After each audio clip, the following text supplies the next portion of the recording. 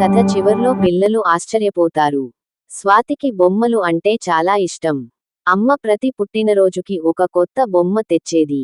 ఒకసారి అమ్మ ఆమెకి ఒక పాత బొమ్మ తెచ్చింది.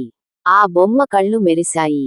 నవ్వు కొంచెం విచిత్రంగా ఉంది. అమ్మ చెప్పింది, ఇది పాత ఇంట్లో దొరికింది. ఆ రాత్రి అందరూ నిద్రపోయారు. కిక్ కిక్ బొమ్మ కదిలిన శబ్దం. స్వాతి భయపడ్డా. ధైర్యం చేసి అడిగింది, ఎవరు?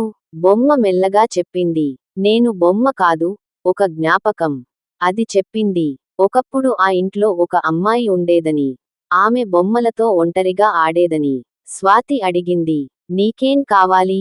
బొమ్మ నవ్వుతూ చెప్పింది, నన్ను ఆడుకో, భయపడొద్దు. స్వాతి బొమ్మని కౌగిలించుకుంది. అంతే, గది మొత్తం వెలుగుతో నిండిపోయింది.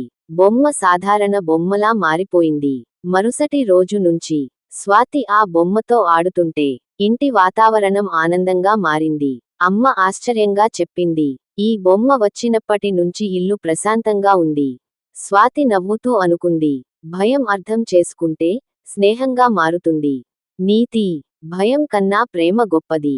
అర్థం చేసుకుంటే ప్రతి రహస్యం స్నేహమే.